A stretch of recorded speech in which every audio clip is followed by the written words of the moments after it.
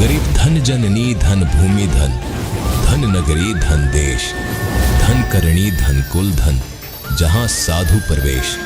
जगत गुरु तत्वदर्शी संत रामपाल जी महाराज के 74वें अवतरण दिवस के अवसर पर दिनांक 6, 7, 8 सितंबर 2024 को नेपाल सहित भारत के सभी सतलोक आश्रमों में 3 दिवसीय महासमागम का आयोजन किया जा रहा है।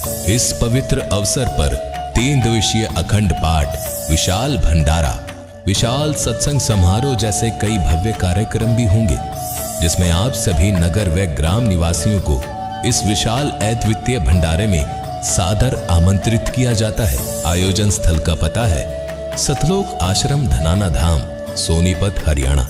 इस कार्यक्रम का सीधा प्रसारण सुबह 9:15 बजे से दोपहर 12:15 बजे तक साधना टीवी चैनल, संत रामपाल जी महाराज यूट्यूब चैनल और स्पिरिचुअल लीडर संत रामपाल जी महाराज पर भी देख सकते हैं।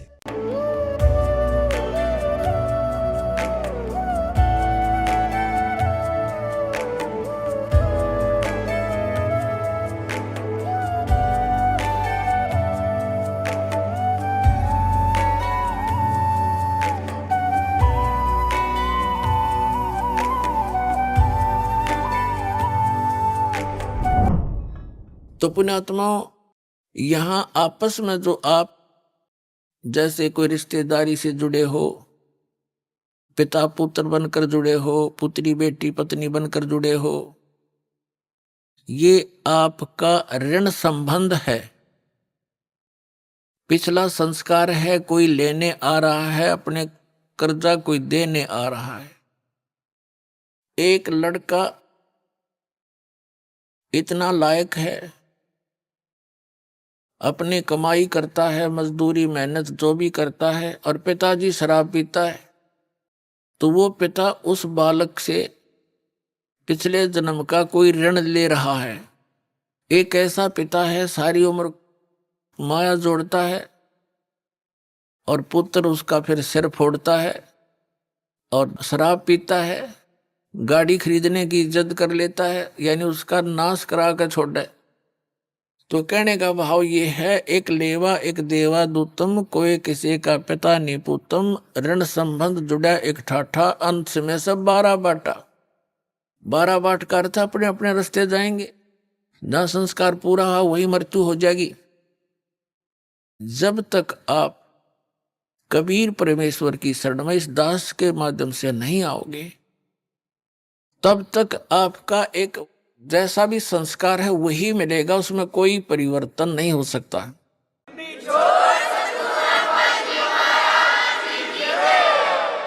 तो उसके आधार से आप अपना केवल ऋण ही चुका रहे होते हो। बेटा मर गया, माता पिता भाई बहन सब शेष बचे हुए टक्कर मारते रहते हैं, मारे जाओ। अब वो तो आने से रहा, उसका समय पूरा हुआ, उसका ऋण खत्म हुआ, जितना लेना था वो लेकर चला गया। ऐसे बहुत सी कथाएं हैं जो कथाएं नहीं, सच्चाई है। एक व्यक्ति था, उसको एक पुत्र प्राप्त हुआ, उसकी पत्नी की मृत्यु होगी। उसने रीमैरिज की, उससे भी एक पुत्र प्राप्त हुआ, फिर दोनों की ही मृत्यु होगी। बड़े लड़के का विवाह कर दिया था, छोटा लड़का अभी छोटी आयु का था, जो दूसरी पत्नी से प्राप्त हुआ था। तो दोनों की मृत्यु होगी, 2 बच्चे शेष रहे और बड़े लड़के का विवाह हो चुका था। कुछ दिनों के बाद वो छोटा जो लड़का था वो रोगी हो गया। उसके बड़े भाई ने, मौसी के बेटे ने बहुत कुछ इलाज भी करवाया कुछ दिन। फिर उन दोनों के मन में दोष आ गया। किसके? उस बड़े भाई और उसकी पत्नी के मन में। इसके हिस्से में लगभग 15-16 एकड़ जमीन है, मकान आते हैं। ये बीमार है, रोगी है, इसको कोई ऐसा विष दिलवा दे ये मृत्यु को प्राप्त हो जाए, क्यों पैसे खराब करे। उन्होंने उस वैद्य से संपर्क किया जो उसका ट्रीटमेंट कर रहा था। उसको लालच दे दिया कि हम उसने कहा मैं 500 रुपये लूंगा और इस काम न कर दूंगा। उसको 500 रुपये दे दिए। उसने ऐसी औषधि दे दी, विष डालकर के वो लड़का मृत्यु को प्राप्त हो गया। अब बात समाप्त हुई। भाई बच्चा बीमार था, मर गया, कोई ऑब्जेक्शन, कोई शंका किसी को नहीं हुई। लेकिन भगवान से कैसे छुपा देंगे हम। अब क्या होता है कि 1 वर्ष के बाद उनको पुत्र हुआ। इकलौता पुत्र के लाड प्यार में न्यौछावर हो गए। अच्छा खाना खिलावे, बड़ा लाड प्यार से पाले। गिने दिनों में वो युवा हो गया। जब 16, 17, 18 वर्ष का हो गया तो उसका विवाह कर दिया। पहले बाल विवाह की प्रथा थी, तो विवाह कर दिया। विवाह होने के बाद वो बालक बीमार हो गया, रोगी हो गया, असाध्य रोग हो गया। अब वो तो अपना बेटा था, इसलिए इलाज कराना अनिवार्य था। सब जगह झाड़ फूक वालों से इलाज कराया, वैद्यों से महंगी दवाई दिलवाई, आसपास सब जगह लुटपट लिए, लेकिन फिर भी रोग में कोई लाभ नहीं। और कुछ आधे से अधिक जमीन को भी सेल करके बेच के वो धन भी बच्चे के ट्रीटमेंट पर लगा दिया। एक दिन वो दोनों बैठे बैठे उस बच्चे के मुंह की तरफ देख रहे थे। चारपाई पकड़ चुका था, अस्थि पिंजर शेष था। तब उस लड़के ने आवाज लगाई कि भाई साहब मेरी बात सुनना। अब उसका जो पिता था वो पास बैठा था। उसने कहा कि बेटा मैं तेरा पिता हूं, मैं भाई नहीं हूं। उसने सोचा कि ये बच्चा इतना रोगी होने के कारण इतना हो गया कि मुझे पहचानना भी बंद कर गया। तब उस लड़के ने कहा कि तू मेरा भाई है और सुन ले बात सारी। तूने मुझे विष देकर मरवाया था और मैंने वो अपना ऋण चुका लिया है। आधी जमीन से भी ज्यादा तेरी बिक चुकी है और ईब तेरा और मेरा एक कफन और लकड़ी का हिसाब किताब शेष रह रहा है, वो इकट्ठी कर ले। मैं तेरा वही भाई हूं, तेरे पुत्र के रूप में जन्मया हूं। अब आंखें खुल गई उनकी। कहने लगा भाई बात सुन, मेरा तो कुल नाश हो गया क्योंकि इकलौता पुत्र था और आश्रय ही नहीं। 20 वर्ष से ऊपर विवाह को हो गए हैं, उसके बाद कोई संतान नहीं। मैंने तो जैसा किया था मेरे को परिणाम मिल गया, मिलना चाहिए था मेरे जैसे नीच ने। पर भाई एक बात और बता दे, जो लड़की तेरे विवाही आई है इसका के दोष है। अब उस समय सती प्रथा थी, पति मरने के बाद उसकी पत्नी को जीवित जलाया जाता था लकड़ियों में। उसने पूछा कि इस लड़की का क्या दोष है जो तेरी पत्नी है।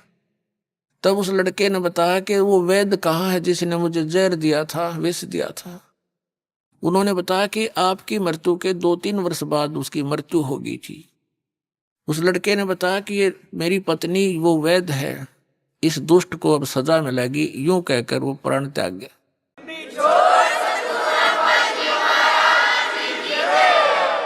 पुण्यात्माओं, ये 100 की 100 सत्य बातें हैं, क्योंकि जब तक हमें परमात्मा का डर नहीं होता हम इनको कान्ना पाकर टाल देते हैं। कोई ये कह सोचता है कि वैसे कथाएं नहीं। कबीर साहब कहते हैं तुमने उस दरगाह का मैल नहीं देखा, धर्मराज के तिल तिल का लेखा। तो कहने का भाव ये है पुण्यात्माओं, फिर भी जो भी आपका ऋण संबंध जुड़ा है, परिवार है, बेटा है, बेटी है, माता पिता, भाई बहन है, अब इस ऋण को हमारे लिए तो ये भारी बात है। जैसे किसी का 1-2 लाख रुपया कर्जा हो, उसकी मित्रता किसी अच्छे सेठ साहूकार से हो जाए जिसका करोड़ों की संपत्ति हो, तो उसने उसके ऋण मुक्त करने में 2 मिनट लगेंगे। 2 लाख रुपया पकड़ा देगा, ले बेटा ले ले, हो जा तेरे जब दे दिए ना तो मत देना। ऐसे भी नेक पुरुष हुआ करते थे। तो ये समर्थ शक्ति कबीर साहब है। आपसे तो ये ऋण उतरा नहीं, क्योंकि जो विधान आपने अपना रखा है, जिस भगवान की आस लिए बैठे हो, वो तो आपका किया भोग कर ही समाप्त होगा। दुख भी और सुख भी, ऐसा नियम है। और इस परमात्मा का नियम है कि आपके पापों का नाश कर देंगे। पिछला संस्कार सब खत्म हो गया। वर्तमान का जो प्रारब्ध है उसमें परिवर्तन करेगा आपके में। आपके बच्चों को अपने कोटे से धन देगा, आपको प्यार दिलाएगा उनसे, क्योंकि बच्चों को ऐसा ज्ञान दे दिया जाएगा। जिन बच्चों ने आपको सताना था, कोई चोरी करके जेल में जाना था, कोई डाके मारना थे, या शराब पी कर आपको तंग करना था, आपकी पुत्री ब्याही जाती है, दामाद दारू पी रहा होता है, पत्नी को लड़की को सताता है, माँ बाप भी रात को बैठकर चिंतित होते हैं। तो ये सब समस्याओं का समाधान, ये संस्कार आपके परमात्मा कबीर जी बदल देगा, तो आपका जीवन सुखी होगा।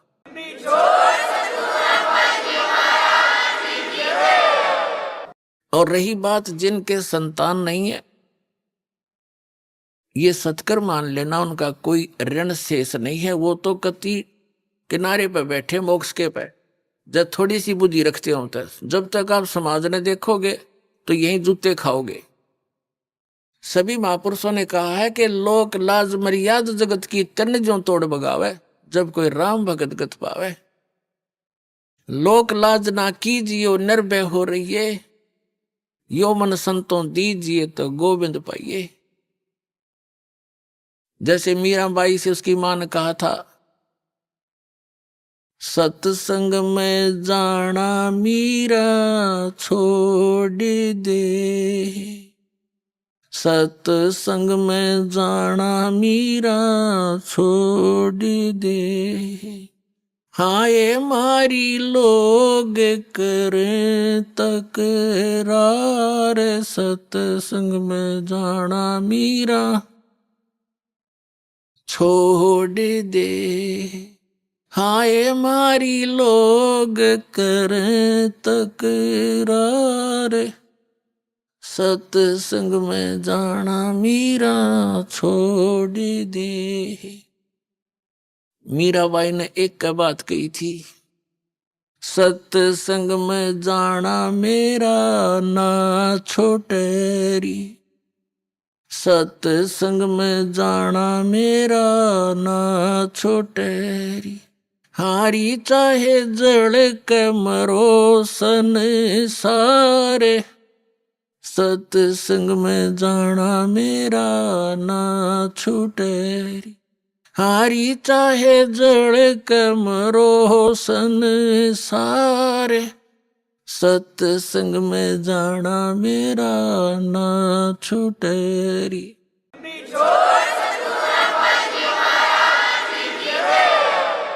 और कबीर परमेश्वर जी भी कहते हैं, लोक लाज मर्याद जगत की, ये एक बंधन बेड़ी है, एक बंधन ये बेड़ी है आपके। लोक लाज से हमने उल्टा हटना है, हमने परमात्मा के मार्ग को ग्रहण करना है। और सोई जन उभरे जिन तोड़ी कुल की कान, कबीर साहब कहते हैं कुल करनी के कारण, जो परंपरागत जो परंपराएं हैं आपकी कुल की खानदान की, कुल करनी के कारण हंसा गया बिगो, और जब यू कुल के कर लेगा तू चार पाया का हो। कबीर साहब कहते हैं आज तो तू लोक लाज में आकर भगवान से दूर हो जाएगा, क्योंकि जिनको ज्ञान नहीं हो तो आपका विरोध करेंगे ही करेंगे। जब आपको ज्ञान हो जाएगा ना, फिर ना सुनो उनकी, चाहे कितना भी आपने संघर्ष करना पड़ो। संघर्ष में लड़ाई नहीं होती, उनकी बातें नहीं माननी, ये संघर्ष हमारे लिए। तो कहते हैं जब तू गधा बन के खड़ा हो जाएगा चार पाया का, जब यू कुल के डाल लड़ा देगा तेरे, जिसकी आज तू आन कान मान कर भगवान से दूर हो जाएगा। तो कबीर साहब कहते हैं कुल करने के कारण ये हंसा गया बिगो, यानी इसने अपना नाश कर लिया भक्ति का, और तब यू कुल के कर लेगा तू चार पाया का हो। तो इन बातों से डर के आप भक्ति कर सकते हो। और पुण्यात्माओं, खुद भगवान बतावे, आंखों देखा वो संत बतावे जिनको परमात्मा मिले, और सभी सदग्रंथ बतावे, तो फिर उस बात में कोई त्रुटि नहीं होती। ऐसा प्रमाणित ज्ञान आपको इस चौथे युग में ही मिल सकता है, और इस चौथे युग का यही वो प्राइम टाइम है। और धन है आपके माता पिता जिनसे जन्म हुआ, आपका ऐसे समय में जन्म, और ये मनुष्य जीवन, और ये क्षेत्र पूरे विश्व में यदि वर्तमान में कोई अक्षेत्र बचा है तो भारतवर्ष का वो अक्षेत्र है कुछ, जिसमें अभी विकार अधिक घर नहीं कर पाए हैं, जैसे मांस, शराब, ये बकवाद। तो अब ये ऐसे स्थान पर आपका जन्म हुआ। वैसे तो परमात्मा ने, चाहे कोई कसाई भी है, इस भक्ति से, इस परमात्मा के नाम से उनका भी उद्धार होगा, क्योंकि ये मंत्र इतना जबरदस्त है। इसको चाहे कोई भी जाप करो, बुराइयां त्याग दे, जैसे पहले होली सो होली, पिछले सभी पापों का नाश कर देगा ये भगवान। बड़ा दयालु है, इनके पास वो समर्थ शक्ति है। ये मंत्र यथार्थ है, जिसकी थोड़ी भक्ति से भी घना लाभ आपको होगा। तो प्रत्येक प्राणी पार हो सकता है, ये रास्ता ठीक मिल गया। तो क्या बताते हैं, आप वो पुण्यात्मा हैं जो इस मार्ग पर लग रहे हो, किसी ना किसी कारण से आप यहाँ पहुंच रहे हो। आप कोई दुख में यहाँ आया है किसी से सुनकर कि वहां ऐसे राहत मिलती है, वो तो 100% है, वो तो दुख आपका दूर होगा ही होगा। वह तो चिंता करने की जरूरत नहीं आपने, पर विश्वास आपका चाहिए।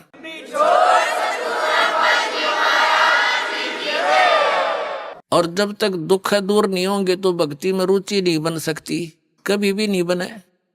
और जब आपके एक संकट निवारण होंगे, आपकी आत्मा गदगद होगी और अधिक भक्ति करने दिल करेगा। आपको विश्वास दृढ़ होना चाहिए, मर्यादा में रहना पड़ेगा। जिस दिन आप इन परंपराओं के उलझन से निकलकर सतमार्ग ग्रहण करके और मर्यादा में भक्ति करना प्रारंभ कर दोगे, उस दिन तो आपको गिनती नहीं होगी कितने सुख आपको देगा भगवान। कई भक्त तो जो सब जगह दुख पाकर, सब जगह भटक कर आए हैं और सब ठिकाने देख लिए, कहीं कुछ राहत मिली नहीं, तो वो तो समर्पित हो जाते हैं आते ही, उनको राहत भी तुरंत मिलनी प्रारंभ हो जाती है। वैसे तो बहुत से भक्त हैं जिनको राहत मिल रही है। एक इधर बिहार साइड से एक MBBS डॉक्टर है, वो आए हुए हैं भक्त यहाँ पर। उसकी बिटिया को इतना भयंकर रोग, सब जगह दिखा लिया उसने, सब जगह, क्योंकि पैसे भी बतेरे थे, खुद भी MBBS डॉक्टर था। सभी जैसे अपोलो वगैरह जो अपने दिल्ली के अंदर हैं उनमें भी, और बीमारी न्यो की न्यो सब इलाज करा लिया, ढेर सारी गोलियां खावे, पीड़ा ज्यों की त्यों। किसी ने बता दिया दुखी प्राणी मान ही लेता है। उसने ये भी देख लिया था कि मैंने कोई ठिकाना नहीं छोड़ा, सब जगह जा लिया, जो मर्यादा बताई सारी स्वीकार करी, और हफ्ते पीछे लड़की स्वस्थ होगी।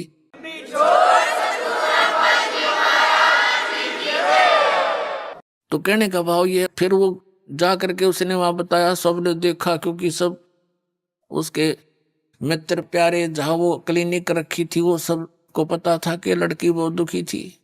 ये कह रहा था कि मैंने कई इंजेक्शन देने पड़ते थे डेली, पेन किलर के, फिर भी नहीं चिल्लाया करती थी। और यहाँ ते कह दिया था गोली दवाई मत देना, क्योंकि आपने जो कसर छोड़ नहीं रखी। उसी दिन से वो दवाई छोड़ दी थी उस बेटी ने, आज तक स्वस्थ है वो, 2-3 महीने की बात होगी।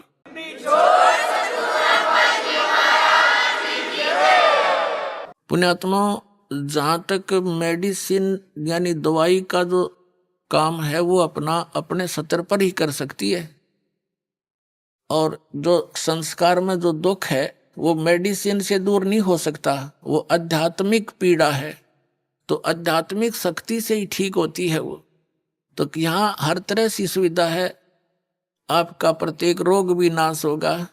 आपके ऊपर कोई कर्ज है उसकी भी ऐसी व्यवस्था कर देगा यो कबीर भगवान, आप सोच नहीं सकोगे। ये सत्कर मान ले।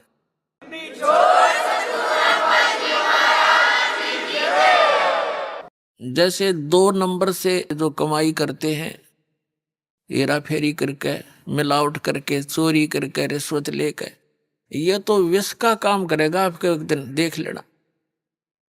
आपको पता नहीं, अभी तो देखम देखा लग रहे हैं सभी। एक व्यक्ति बता रहा था, कहने लगा जी नाम लेने से पहले मैं 10 रुपये की काम करूं था, 20 का नुकसान होया करता और कर्जा हो गया। आज से 10-15 वर्ष पहले की बात है, 1-1.5 लाख रुपया कर्जा। 10-15 साल पहले 1 लाख राज के 10 लाख कर्जा, समझ लो। इतना दबाव था उसके ऊपर। दीक्षा ली, कुछ अटपट भी कराया करता, वो बंद करवाई। शराब पीना, मांस खाना, और कोई मिलावट नहीं करेगा, जो भी तू काम करेगा नियत से कर, देख भगवान की रजा देखना। तो उसने क्या किया, दृढ़ हो गया वो कि मेरी हेरा फेरी तय और सारी बकवादा थी, कर्जा तो कम होता नहीं, मैं इनकी सारी बात मान के देखता हूं। 1 वर्ष के अंदर अंदर क्या हुआ, उसका एक मित्र था, उसके पास कुदरती चला गया। 2-3-4 वर्ष के बाद मिला था उससे। उसने कहा तू एक काम कर कि मेरी यहां से ट्रांसफर होगी। उसका मित्र था, कोई अधिकारी था, और एक प्लाट है मेरा यहां पर, इसको तू ले ले। वो कह रहा था, मैंने कहा मेरे पास पैसा तो एक भी नहीं है। कहना फिर दे दिए, तू इसको ले ले, संभाल लेगा, मैं जाता हूं दूर, और ये मेरी पत्नी का नाम है, तू अपने नाम करा ले। पैसे दे दिए जब हो तेरे पे। अब उसने उसके नाम, अपने मित्र के नाम वो प्लाट करा दिया। कुछ उसकी इंक्वायरी की समस्या थी। अब परमात्मा 100 कारण बना दिया अपने भगत के लिए कि 4 महीने के बाद क्या हुआ, उसके साथ से एक बाईपास निकल गया। पहले वो 100 रुपये रेट था, तो जब 400-500 हो गया एकदम। वो कहने लगा जी, उसके 5-6 महीने के बाद एक व्यक्ति आया, प्रॉपर्टी डीलर, वो नाम नूम देख के किसका है, उसने कहा प्लाट बेच ले। अब भाई ले ले। मैंने बेचना था नहीं अभी, मैं सोचू था और बड़ी कीमत हो जा। मैंने उसके 1.5 लाख रुपये मांगे, और मेरे हिसाब से वो 40,000 का था। 16,000 का मुझे पड़ा था उस समय। मैं सोच रहा था 40,000 का हो गया होगा, बस गणित गणा। तो कहने का भाव ये है, हमारा सौदा 1.40 में हो गया, और मैं न सोचू देख मूर्ख कड़ा फंसा हो, और वो न सोचा ये 500 रुपये का रेट हो रहा, यो मूर्ख, इसने बेरा कोई नहीं होगा वहां के रेट का। अब दोनों का सूट आ गई, और लेने वाले ने भी बेनिफिट, बेचनी है जी आ गया। तुरंत तो बयाना दे गया, नहीं होता 30,000 रुपये बयाना दे गया। तीसरे दिन रजिस्ट्री करा ली। रजिस्ट्री करा ली, जब पता लगा मैंने होता है उसका रेट गणा हो रहा था, पर मेरा सब्र हो गया कि हे भगवान, मेरा कर्जा भी उतर गया, 10-20 दौरे भी रह गए। तो परमात्मा कहते 100 साल सीधर मैं करूं अपने जन के काज, और उसका मित्र का भी दे दिया उसमें। तो ये परमात्मा जो व्यवस्था करेगा, जीव नहीं कर सकता उसको। ये पल्ला गांठ लगा लियो अपनी।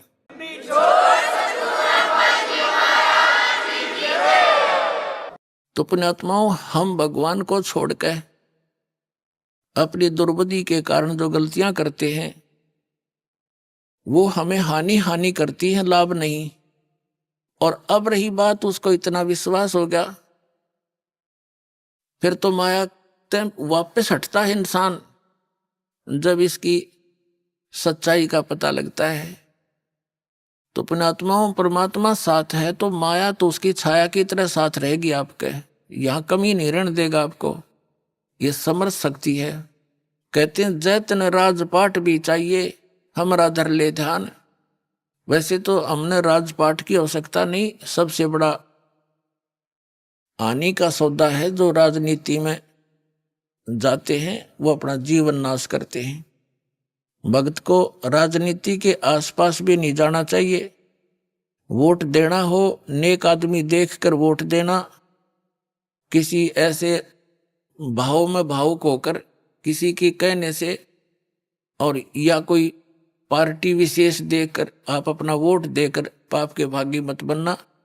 क्योंकि आपके द्वारा दिया गया वोट से जो चुना हुआ व्यक्ति है, यदि वो गलतियां करता है तो उसका रेसो में पाप आपको भी लगेगा।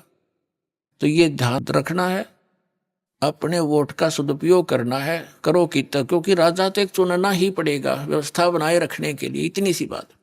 लेकिन स्वयं उस व्यवस्था में सड़ना नहीं, आपने परमात्मा पाना है, यहां से मन हटाना है और यहाँ के राजाओं की क्या स्थिति है, हम इतिहास पढ़ा करते हैं। मोहम्मद गौरी ने इतनी बार चढ़ाई करी, 16 बार चढ़ाई करी, फिर विजयी हुआ, विजयी होकर के कला तोड़ दिया, इतने तो मानस आदमी मरवा दिए और 5-7 वर्ष से राज्य करा, फिर मृत्यु को प्राप्त हो गया, गधा बना अंडा। वही क्या था मोहम्मद गौरी।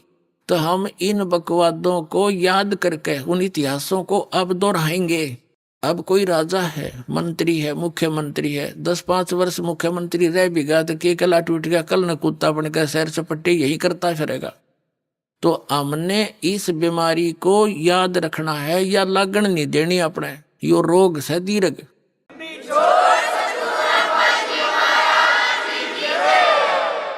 अब जैसे क्या याद दिलाते परमात्मा, सर्व सोने की लंका थी वो रावण से रणधीरम, एक पलक में राज विराजी जम के पड़े जंजीरम, मन तू सुख के सागर बसरे भाई और न ऐसा यसरे। जैसे कोई अच्छा राजनेता हुआ है और उसकी मृत्यु के उपरांत उसकी यादगार में उसका स्टेच्यू बना दिया, मूर्ति कोई पत्थर पीतल की, 1 वर्ष में उसका सत्कार करने जाते हैं, राजनेता माला डाल देते हैं, दीप जला देते हैं, उसकी आरती उतार देते हैं, और शेष समय में मनमाना वही राजनेता और कौवा बड़का अपने स्टेच्यू पे ऊपर बैठ कर बीट करता हो सिर पे।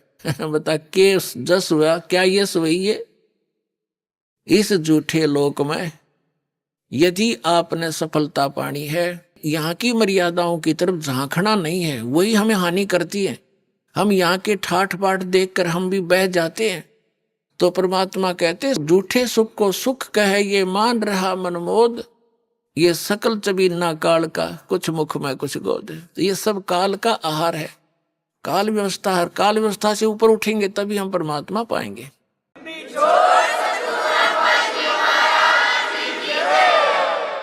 अब क्या बताते हैं परमात्मा, क्या मांगो कुछ थिर ना रहाई, और देखत नैन चला जग जाई, 1 लख पूत 1.25 लाख नाती, उस रावण का आज दीवान बाती।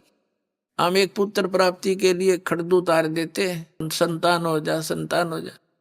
कोई बात नहीं, परमात्मा अगर चाहेगा तो वो भी आपको अवश्य देगा, लेकिन इस ज्ञान को आधार बना के आप अपना जीवन सफर तय करो, तभी आपको लाभ होगा। यहाँ ऐसे प्रमाण हैं, एक बहन को 27 वर्ष हो गए थे ब्याह हुए न, कति आस छूट ली थी, यही आई हुई है वो। अब पिछले वर्ष 2 कन्या दे दी उसको, 2 लड़कियां। नो बोली जी घनी खुशी होगी, मनता कन्या मिल गई, यानी अब उसने केवल वह मांगी भगवान तय, ई भगवान मांग ले दूसरी बात से, पर अब तक तो वह 2-3 साल से थी, यही मांग करी थी। एक बहन का 57 वर्ष की आयु होगी थी, एक लड़की होकर फिर कोई संतान नहीं थी, लड़की का विवाह हो लिया था, दोता दोती हो गए थे उस लड़की का, यानी बच्चे हो गए थे। उसके बाद उसने नाम लिया, यह डिमांड रटलाएं रखी, 57 साल की उम्र में लड़का दे दिया भगवान ने। अगले तू यो खिलौना मांगा था।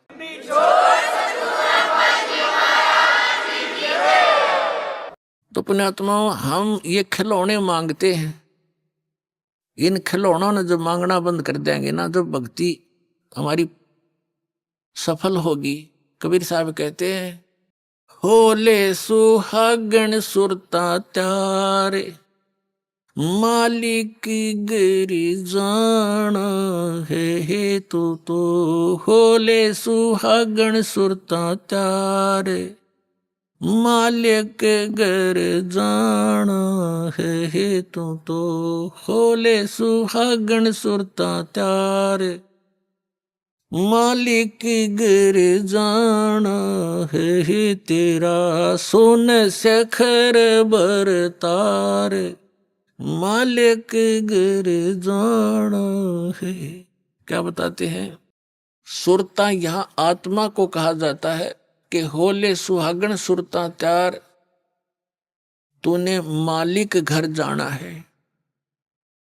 सुहागण का अर्थ है जिस आत्मा ने, जिस प्राणी ने गुरु के माध्यम से दीक्षा प्राप्त कर ली, समझो उस गुरु ने आपका नाता जुड़वा दिया, आपके पतित है, आत्मा का पति परमात्मा है।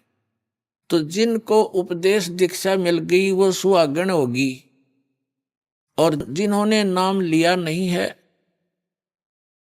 तो वो अभी कंवारी आत्माएं हैं।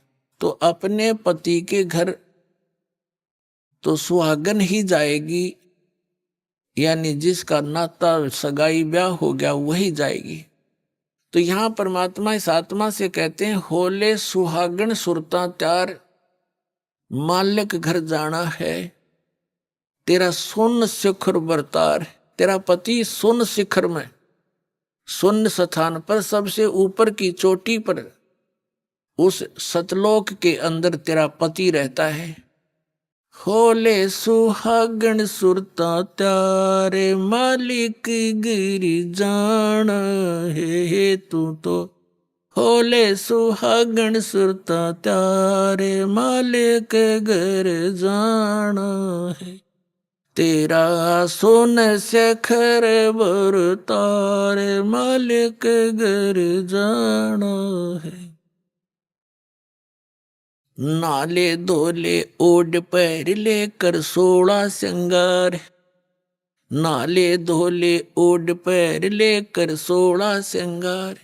आज नहीं तय तड़के परसों आवेंगे तेरे लड़ियार, मालिक घर जाना है तू तो। होले सुहागन सुरता त्यारे, मालिक घर जाना है। गुड़िया खेलत उम्र गवा दी, लाया नहीं विचार। गुड़िया खेलत उम्र गंवा दी, लाया नहीं विचार। अब क्या बताते हैं परमात्मा कि जो गुड़िया का खेल खेल रहे हो आप, तुमने इस ज्ञान को आधार नहीं बनाया। जैसे पहले समय में क्या होता था, बच्चों की पढ़ाई पढ़ाई नहीं होती थी, लड़कियां उनका केवल जैसे जब तक माँ के घर पर रहती थी, अपना जैसा भी जिसका कर्म था वो कार्य किया करती थी, और फिर अपने पति के घर जा करके अपने क्रिया में व्यस्त हो जाती थी। तो जब तक लड़की छोटी होती थी, छोटी छोटी लड़कियां क्या करती थी, जैसे बड़ी बहनों की या बुआ की जिसकी शादी हो चुकी होती है, उसके लिए पहले दहेज तैयार करा करते। और हमने देखा हमारी जो बड़ी बहनें थी, उनके लिए घर पे ही टेलर को बुला लिया जाता था, और वो ऐसी व्यवस्था थी, ऐसे थे कि जैसे ससुराल में ये एक दहेज दिया जाता था ससुराल वालों के लिए।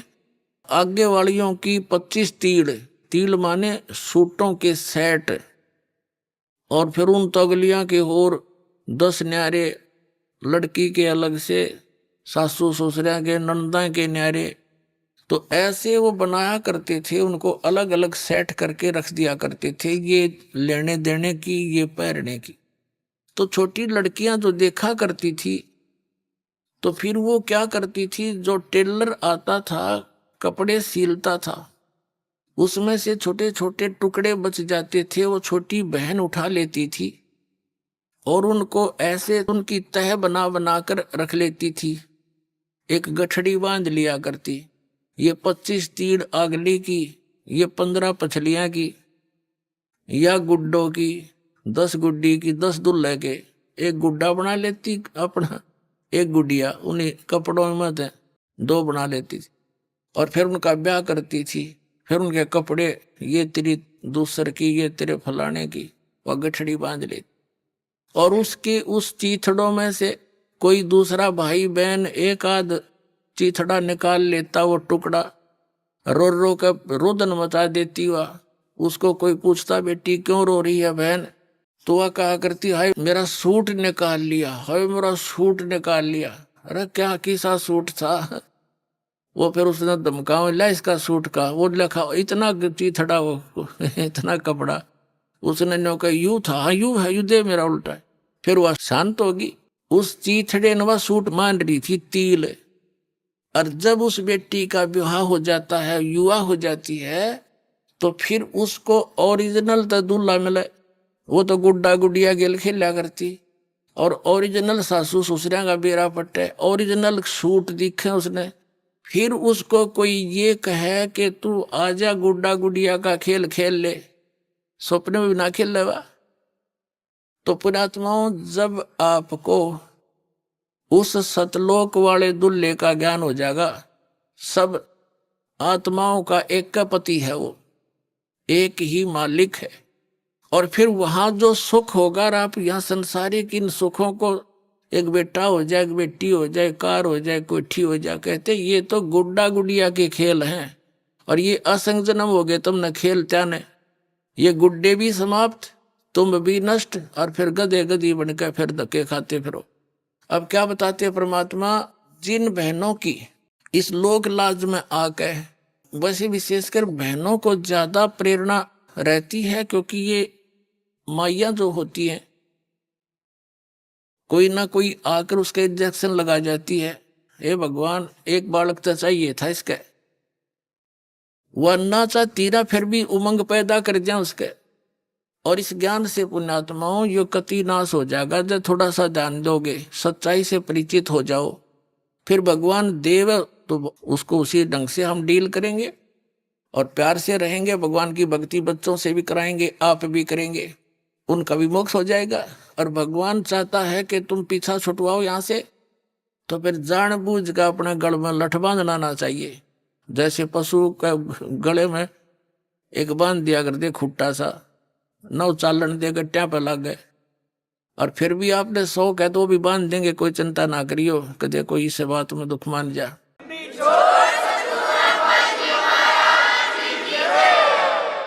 तो कहने का भाव ये है कि परमात्मा चाहता नहीं कि इस बेटी को क्यों फांसी लाऊं, क्यों खाम का।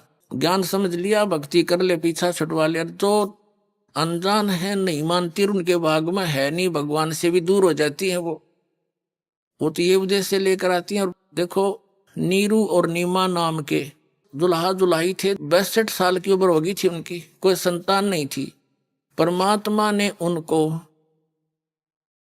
ये गले में लठ बांधना उचित नहीं समझा, उनके संतान नहीं दी, उन्हें सिर पटक लिया, और स्वयं आगे बालक रूप धारण करके कमल के फूल पर प्राप्त हो गए। उनका वो दिल भी डांट दिया, और उनका संस्कार भी मिटा दिया, क्योंकि वो तो समर्थ आगे, उन जरूरतें ना थी। परमात्मा गर्दिश का आगे उसका कमी क्या की रही थी। जब नीरू नीमा कबीर साहब को उठा ले गए, अब पहले नीमा भी साथ हाथ बटाया करती थी कपड़े बुड़न में। नीमा तो फिर सारा दिन कबीर परमात्मा को सीने से लगाए बैठी रहती, जहां जावे साथ ले जाती। अब वो काम करता था अकेला, आधा काम रह गया, समस्या आने लगी रोटियां की भी। तो परमात्मा ने एक दिन क्या किया, बहुत चिंतित थी उसकी, मुंह बोली माँ, मुंह बोला पिता। जिस पालने में वो झूल रहे थे, उसके नीचे कपड़ा बिछा रखा था, जिसने रुमाल सा बिछा देते बच्चे के। परमात्मा ने पैर के साथ वो कपड़ा उठा दिया तो नीचे क्या देखा कि सोने की एक असरफी रखी थी। उन्होंने जब उठाई तो आकाशवाणी कर दी दाता ने खुद ही कि नीमा, किसी को बताना नहीं, अपने रोजगार वास्ते इसको प्रयोग कर लेना, बाकी का धर्म पर लगा देना। अब उसने अपने पति को बताई कि आकाशवाणी हुई ऐसे ऐसे, भगवान ने दया करी, बड़ी देख बच्चे के कपड़े के नीचे हमें एक सोने की मोहर मिल गई, यानी 10 ग्राम सोना, आज तो 30,000 का 40 का हो रहा है। उस दिन से उनका वह समस्या भी हल कर दी परम पिता ने। फिर जब कबीर साहब हो गए 10 वर्ष के, तो उसने एक दिन अपनी सहेली को बता दी या समस्या होती है, तो सहेली को बताई कि तुम कहाँ से मिलता है तुझे ये पैसा।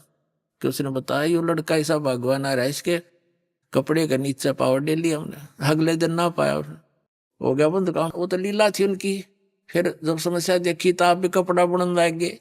तो कहने का भाव दास का ये है कि उस परमात्मा ने उन प्यारी आत्माओं को इस दलदल में धसने नहीं दिया, संतान नहीं दी। ना तो संतान इतनी दे दे श्रमणी भी ना जा थारे भाजड़वा दे भगवान तय।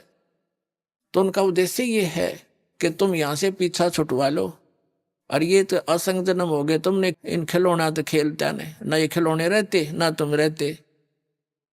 तो कहने का भाव ये है कि जिन पुण्यात्माओं को ये ज्ञान समझ में आ गया, नाम ले लिया, फिर भगवान पर छोड़ दे इस बात ने। अगर जो मालिक आपकी रजा हो, हमारे जो हित में हो वही करना।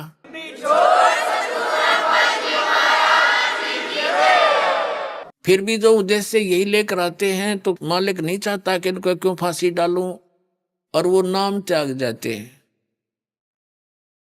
और धक्के खाते हैं। मिलना तो उनको कुछ है ही नहीं। तो फिर क्या होता है, उस बहन के साथ क्या बीतेगी। परमात्मा कहते हैं कि यो काल ऐसी दुर्गति करेगा आपकी, वो बहन की मृत्यु हो जाएगी। इसी दुख में हे भगवान मेरा बालक ना होए, हे भगवान मेरे बच्चे ना होए, तो इस तड़फ में वह मर जाती है। तो काल तो विलियन है, ये तो खलनायक है। ये क्या करता है कि ले अब के तेरे को बच्चे बच्चे दे देता हूं, अगले जन्म में उसको कुतिया की योनि मिलती है। एक टाइम में वह 8 बच्चे पैदा करेगी, फिर नु कहेगा ले तू बच्चे पैदा करके छक ले। तो वह दुर्गति जा करवाई, खड़ी कर ली, अपने जी ने साका पैदा कर लिया, समस्या। और परमात्मा कहते हैं होले सुहागण सुरता त्यारे, मालिक गिर जाना है हेतु तो। होले सुहागण सुरता त्यारे, मालिक गिर जाना है तेरा। सुन शेखर बर तारे, मालिक गिर जाना है। नाले दोले ओड पैर लेकर 16 श्रृंगार, आज नहीं तय तड़के परसों आवेंगे तेरे लड़िहारे, मालिक गिर जाना है तू तो। होले सुहागण सुरता त्यारे, तेरे साथ की कितनी जाली तू क्यों लारी वार, तेरे साथ की कितनी जाली तू क्यों लारी वार। गुड़िया खेलत जन्म गवाया, लाया है नहीं विचारे, मालिक गिर जाना है तू तो। होले सुहागण सुरता त्यारे, है तेरा सोन शेखर बर तारे। सतगुरु मारे बानिया है करते बनज व्यवहार, सतगुरु मारे बानिया है करते बनज व्यवहार। बिन डांडी बिन पालड़े है तोले दिया संसारे, मालिक घर जाना है तू तो। होले सुहागण सुरता त्यारे, है तेरा सोन शेखर बर तारे, मालिक गिर जान।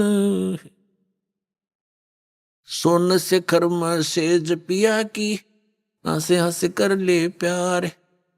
सोन शेखर में सेज पिया की, हंसे हंस कर ले प्यार।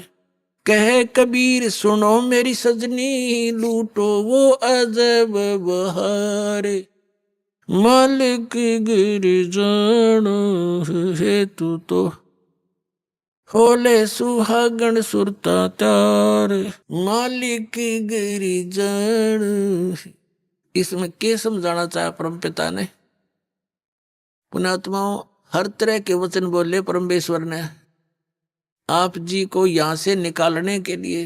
जैसे कुएं में बाल्टी गिर जाती है, उस निकालने के लिए बाल्टी को एक रस्से से बांध कर, हुक उसको कांटा बोले, कांटे 20-21 कांटे वो हुक उल्टे सुलटे उसमें जकड़े हुए होते हैं उसे हुक, और वो इकट्ठा उसका ग्रुप सा होता है, रस्सी का बांध के और उसको नीचे डाल दिया जाता है और ऐसे कुएं में लाते हैं।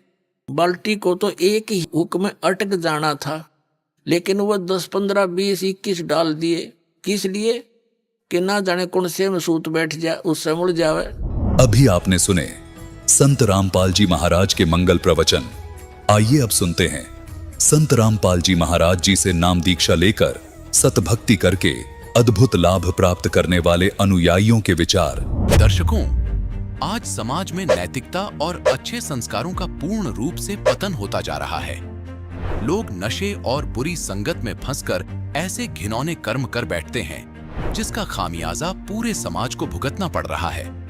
वहीं दूसरी ओर एक ऐसा भी वर्ग सामने आया है जो तत्वदर्शी संत रामपाल जी महाराज जी के तत्व ज्ञान को अपने जीवन में गहराई से उतार रहे हैं। लाखों लोग बुरे कर्मों को छोड़ अच्छे संस्कारों को ग्रहण कर रहे हैं और धरती पर स्वर्ग जैसा माहौल बनाने की ओर अग्रसर हो रहे हैं। इसका ही जीवंत उदाहरण बने हैं संत रामपाल जी महाराज जी के ही एक अनुयायी बदरपुर दिल्ली के रहने वाले अमित कुमार जी। ये पहले बहुत ज्यादा नशा करते थे, बुरी आदतों के आदी हो चुके थे और गलत संगत में फंसकर अपना मानव जीवन नष्ट कर लिया था। इसके साथ ही इनके परिवार में भी दुखों की कमी नहीं थी।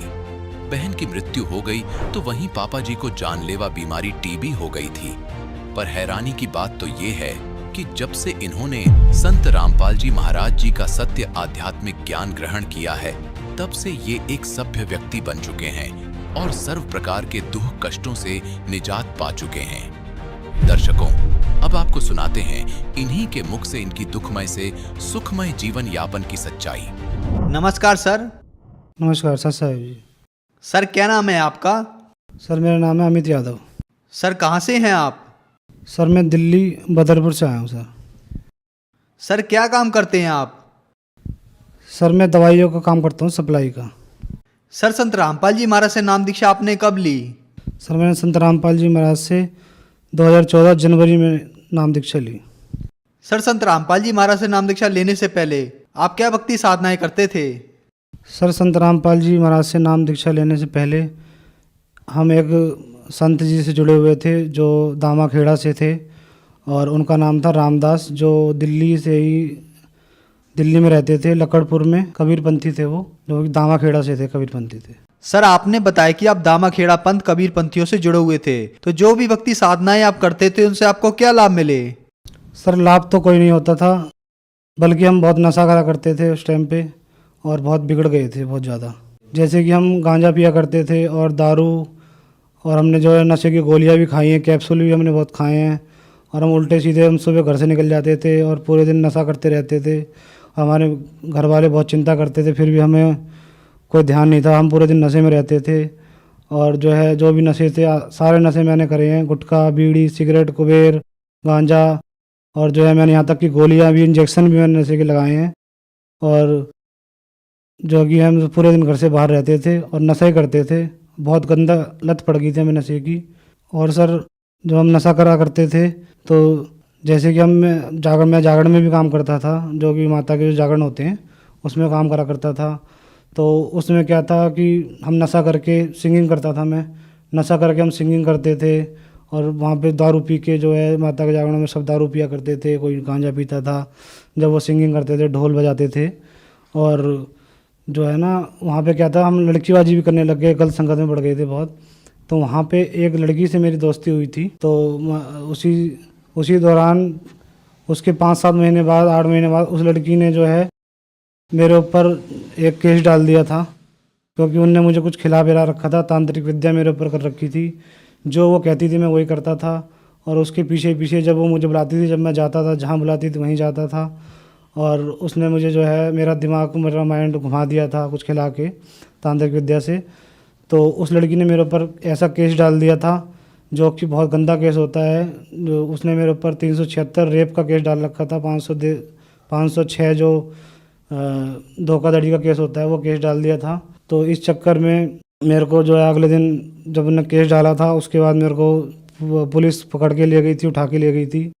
पहले मुझे कोर्ट में ले गई थी, तो वहाँ मुझे जज ने और वकीलों ने और पुलिस वालों ने बहुत डराया धमकाया कि तेरे को 7 साल की सज़ा हो जाएगी और तूने ऐसा गंदा कर्म क्यों करा। मैंने उनको बताया कि सर मैंने ऐसा कुछ नहीं करा, फिर भी उन्होंने मुझे वो डरा धमकाया कि भाई अगर ये साबित हो गया तो तेरे ऊपर जो है 7 साल की सज़ा हो जाएगी। उसके बाद मेरे को वो दिल्ली तिहाड़ जेल में ले गए, जहाँ मुझे उन्होंने बंद कर दिया। और उसके बाद मैं बहुत रोया, बहुत दुखी हुआ। और फिर मुझसे वहाँ काम भी कराया करते थे वो बहुत। जैसे हमारे माता पिताजी जो दामाखेड़ा से जुड़े हुए थे, जो कि रामदास जी गुरुजी थे, जो उनसे जुड़े हुए थे, उनकी भक्ति करते हुए हमारी सिस्टर थी, छोटी बहन थी जो मेरे से छोटी थी, वो एक दिन जो है किसी कारणवश वो फल फ्रूट लेने गई थी। वहाँ एक बड़ा नहर है, नाला है, उस नाले में भीड़ के कारण वो गिर गई। फिर उसके बाद हम उसको ढूंढते रहे। उनकी लाश जो है तीन दिन बाद हमें जो है 50-60 किलोमीटर दूर जाके उस नहर में मिली, जो कि बहुत फूल गई थी। इतनी भक्ति हम करते थे उनकी, दामाखेड़ा वालों की, फिर भी हमारी बहन के संग ऐसा हुआ और उनकी लाश से फूल गई थी, इतनी बदबू आ रही थी उसमें। जो हमारे दामाखेड़ा जी गुरु थे, उनसे हमने बोला ऐसा कैसा हो गया, तो उन्होंने कोई जवाब नहीं दिया इसके ऊपर। और हम बहुत परेशान रहते थे। और जो है मैं तिहाड़ जेल में था उस टाइम पे, बहुत दुख थे। और इसी दुख के कारण पापा मम्मी कई संतों के पास, कहीं बहुत तांत्रिकों के पास जाया करते थे कि इसका कुछ इलाज मिले, क्या करें, बहुत बिगड़ गया लड़का।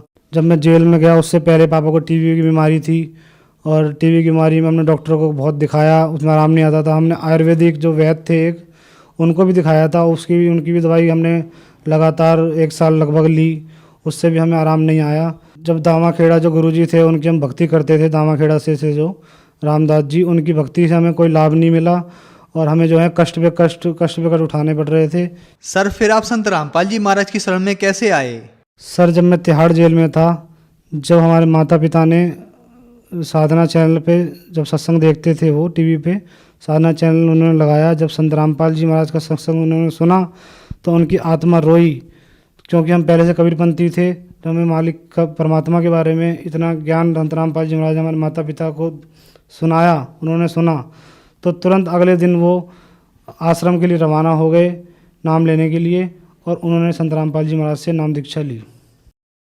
सर आपने बताया कि आप दामाखेड़ा पंथ कबीर पंथियों की भक्ति करते थे, उनसे आपको कोई लाभ नहीं हुआ बल्कि हानि हुई। आप मात्र 18 साल की उम्र में नशा करते थे, शराब पीते थे, हुक्का पीते थे, चिलम भी पीते थे, नशे की गोलियां भी खाते थे, यहाँ तक कि आप नशे के इंजेक्शन भी लगाया करते थे। आप नशे में बुरी तरह डूब गए थे। उसके बाद जागरण में जाते थे, नशा करते करते आप सिंगिंग करते थे। आपके ऊपर कष्ट ही कष्ट आए। तो फिर संत रामपाल जी महाराज की शरण में आने के बाद क्या आपको कोई लाभ भी प्राप्त हुए? जब मैं तिहाड़ जेल में था तो हमारे पिताजी बहुत दुखी थे। माता पिताजी जो हमारे गुरु थे रामदास दामाखेड़ा से, उनसे उन्होंने अरदास लगाई, पूछा कि इसका कुछ, हमारे बेटे का जो है इतना दुखी है, कष्ट है, इसका निवारण करो और इसका कैसे क्या करना है। तो उन्होंने सीधा जवाब दे दिया कि मैं इसमें कुछ नहीं कर सकता। जब मैं तिहाड़ में था, जो मेरे पे केस चल रहा था, तो हमारे माता पिताजी ने वकील कर रखा था। जब मुझे तिहाड़ जेल में 15-20 दिन हो गए थे, तो उस वकील ने जो थे वो कुछ करता नहीं था। वो पैसे हम कम से कम 1-1.5 लाख रुपए हमसे ठग चुका था। कहता था बस निकलवा दूंगा और ये कर दूंगा, बोलता रहता था वो, लेकिन उन्होंने कम से कम 1.5 लाख रुपए हमारे माता पिता ठग लिए थे। जब सदगुरु रामपाल जी महाराज से हमारे माता पिताजी ने नाम लिया, उसके बाद लगभग 5-7 दिन बाद जब मेरी मिलाई के दिन था, उस दिन माता पिताजी मेरे से मिलने आए, तिहाड़ जेल में, दिल्ली में है जो। और मेरे को उन्होंने बताया कि बेटा हमने संत रामपाल जी महाराज जो हैं बरवाला में, उनका आश्रम है, हम उनका सत्संग सुन के हमने उनसे नाम दीक्षा ले ली है, और आप भी ऐसा करा करो और संत रामपाल जी महाराज की जय बोल के प्रणाम करा करो, तो परमात्मा आप पे दया करेंगे। तो मैं जो है डेली, फिर पहले वहाँ जेल में मैं देवी देवताओं की, हनुमान जी की और शंकर जी की बहुत भक्ति करा करता था। फिर हमारे पिताजी ने जब से मना कर दिया, मैंने वो छोड़ दी और मैं प्रणाम करने लग गया, संत रामपाल जी महाराज से गुहार लगाने लग गया, परमात्मा से प्रार्थना लगाने लग गया, परमात्मा मुझे बताओ। और उसी के 4 दिन बाद रात का समय 8 बजे था, जब मैं बैरिंग के अंदर था और मैं बहुत माता पिता की याद आ रही थी और मैं उस टाइम रो रहा था, तो मेरी आवाज़ लगाई, जो वहाँ पुलिस वाले होते हैं उन्होंने आवाज़ लगाई अमित यादव के नाम से। तो मैं उठा, तो मैंने सोचा क्या हो गया, क्या मुझे और कहीं ले जा रहे हैं या मुझे मारेंगे। मैं बहुत डर गया था, लेकिन उन्होंने बोला कि भाई तेरी जो है बेल हो गई है और 9 बजे तेरे को जो है बाहर चले जाना। उन्होंने बोला था बाहर छोड़ के आएंगे 9 बजे। उस टाइम फिर मैं बाहर आया, फिर मेरे माता पिताजी मुझे मिले, बहुत रोए थे माता पिताजी और मुझे घर ले गए। फिर अगले दिन मुझको बरवाला आश्रम संत रामपाल जी महाराज के पास ले गए, जहाँ मैंने सतगुरु रामपाल जी महाराज की दया से नाम दीक्षा ली। हमारे वकील थे जो, उन्होंने मुझे साइड में ले जाके बताया और तेरे को बाज्यत बरी होगा तू, और ये मेरे बस की बात नहीं है, ये तुम्हारे जो गुरु हैं संत रामपाल जी महाराज उनकी कृपा है। और ऐसे बहुत केस होते हैं, जितने भी केस हम पे आए हैं उन केसों में सब पे सजा होती है, लेकिन तेरा एक ऐसा केस देखा है तेरे गुरुजी की दया से जो तू बाइज्जत बरी हो जाएगा। और मैंने फिर पूछा वकील साहब से, मैंने वकील साहब क्या हुआ, तो उन्होंने बोला बेटा तेरी गुरुजी की दया से तू बाइज्जत बरी हो गया है और ये तेरी गुरुजी की दया है और इसमें हमारा कोई सहयोग नहीं है, संत रामपाल जी महाराज ने किया है। जब मैं संत रामपाल जी महाराज से नाम दीक्षा नहीं ली थी, उससे पहले मैं बहुत नशा करा करता था, नशे में पूरा घिर चुका था। उससे मेरे मम्मी पापा रिश्तेदार सब परेशान थे। जैसे मैं दारू भी पिया करता था और गांजा अफीम, और मैंने जो है गोलियां भी नशे की खाई है, इंजेक्शन भी मैंने लगाए, और गुटखा बीड़ी मैंने कुछ नहीं छोड़ा, जो भी नशा है सब नशा मैं करता था और मेरा बुरा हाल हो चुका था। मैं सूख के एकदम में जैसे मरने की तरह हो जाते हैं, बिल्कुल सुकड़ा पतला सा हो गया था। और मुझे सब चिढ़ाया करते थे रिश्तेदार, मुझे हमारे माता पिता को बोला करते थे कि ये मर जाएगा। और जब मैंने संत रामपाल जी महाराज से नाम दीक्षा ली तो ये सब नशे मेरे छूट गए और मुझे बहुत अच्छा मालिक की तरह से जीवन मिला। मैं एक लाभ और बताता हूँ कि जब मेरी शादी हुई थी तो उसके बाद 1 साल हो गया, धीरे धीरे 2 साल हो गए, तो हमारे जो है बच्चे नहीं होते थे। तो 2 साल बाद हमें कई लोग बोलते भी थे, जैसे बोलने लग जाते हैं आस पड़ोसी या रिश्तेदार। तो हमारी वाइफ को भी बोलने लग गए थे, जो उल्टा सीधा आजकल समाज में बुराइयाँ फैली हुई हैं, ऐसे बोलने लग गए। तो हमने फिर सोच विचार करा, आगे फिर डॉक्टर को जो है दिखाया था। फिर डॉक्टर ने जो है टेस्ट किए थे, तो उसने बताया था कि आपके जो है बच्चा नहीं हो सकता है। और क्योंकि आप, फिर मेरे से पूछा था उन्होंने क्या क्या नशा करते थे, तो मैंने बताया था जैसे मैं गांजा पीता था और दारू भी पीता था, और मैंने जो है कैप्सूल खाए नशे के, इंजेक्शन भी लगाए हैं। तो उन्होंने बोला था कि जो धूम्रपान आप करते थे नशे की वजह से आपके कीटाणु जो है नील हो गए हैं और इसकी वजह से आप बाप नहीं बन सकते।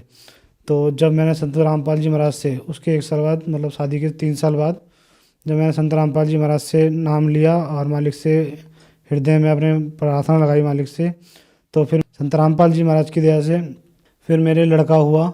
और उसके 1 साल बाद ही मेरे एक मालिक की दया से एक लड़की भी हुई संत रामपाल जी महाराज की दया से। और मुझे और भी कई लाभ हुए हैं, जैसे हमारी मम्मी थी, उनके मम्मी के ऊपर जो हमारी बहन नहर में गिर गई थी, उनको जो उनकी आत्मा थी जो उन्हें परेशान करा करती थी, घर में बर्तन फेंकती थी, हमारे पापा मम्मी को हमें मारती थी, उनके ऊपर आ जाती थी और वो बहुत दंगा करती थी घर में और सारा सामान तोड़ देती थी।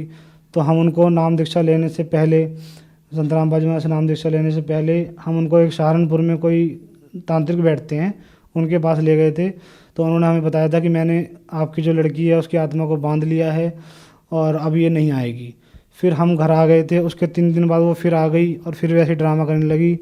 और इससे हमें निजात जब मिली, जब हमने संत रामपाल जी महाराज से नाम लिया, जब से मम्मी बिल्कुल ठीक हैं और परमात्मा की सेवा करती हैं और भक्ति करती हैं। सर, जो समाज आज आपको देख रहा है, आप उन्हें क्या संदेश देना चाहते हैं? मैं सभी भगत समाज को यही संदेश देना चाहता हूँ कि पूर्ण परमात्मा धरती पे आ चुके हैं और संत रामपाल जी महाराज का सत्संग सुने साधना चैनल पर और ज्ञान को समझें, गीता वेदों में मिलाएं, किसी का कहना ना माने, किसी गुरु के चक्कर में ना पड़ें। गीता वेदों में संत रामपाल जी महाराज जो बताते हैं उनको मिलाएं और सतगुरु रामपाल जी महाराज से नाम दीक्षा लेके अपना कल्याण करवाएं। सर, आज का युवा नशे में लिप्त है। नशा एक बहुत बड़ी बीमारी बनता चला जा रहा है। आप भी बहुत सारा नशा करते थे और जो लोग नशा करते हैं और बहुत सारे पैसे खर्च करने के बाद भी वे अपना नशा नहीं छोड़ पा रहे हैं, तो क्या संत रामपाल जी महाराज से उनका नशा छूट सकता है? हाँ जी, जैसे मैं नशा करा करता था, संत रामपाल जी महाराज की दया से मेरा नाम दीक्षा लेते ही सारा नशा छूट गया। ऐसे ही जो मेरे भाई और बुजुर्ग जो भी हैं जो नशा करते हैं, उनको मेरा संदेश है संत रामपाल जी महाराज की दया से कि जो है नशे को त्यागें और संत रामपाल जी महाराज से नाम दीक्षा लें। और संत रामपाल जी महाराज से नाम दीक्षा लिए बिना आपको नशा नहीं छुड़वा सकते। सरकार भी बहुत सी अभियान चलाती है नशे के ऊपर और लेकिन उसमें कुछ फ़ायदा नहीं होता। अगर नशा छूट सकता है तो सिर्फ संत रामपाल जी महाराज की शरण में आके नशा छूट सकता है, अन्यथा कहीं नहीं।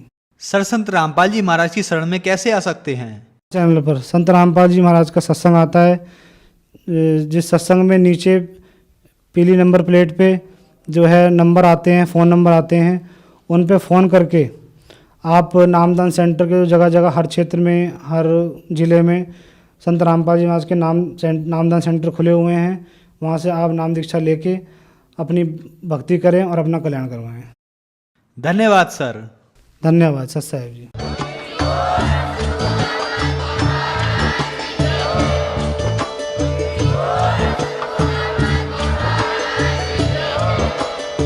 गरीब धन जननी धन भूमि धन धन नगरी धन देश धन करणी धन कुल धन जहाँ साधु प्रवेश। जगत गुरु तत्वदर्शी संत रामपाल जी महाराज के 74वें अवतरण दिवस के अवसर पर दिनांक 6, 7, 8 सितंबर 2024 को नेपाल सहित भारत के सभी सतलोक आश्रमों में 3 दिवसीय महासमागम का आयोजन किया जा रहा है। इस पवित्र अवसर पर 3 दिवसीय अखंड पाठ, विशाल भंडारा, विशाल सत्संग समारोह जैसे कई भव्य कार्यक्रम भी होंगे, जिसमें आप सभी नगर व ग्राम निवासियों को इस विशाल अद्वितीय भंडारे में सादर आमंत्रित किया जाता है। आयोजन स्थल का पता है सतलोक आश्रम धनाना धाम, सोनीपत, हरियाणा। इस कार्यक्रम का सीधा प्रसारण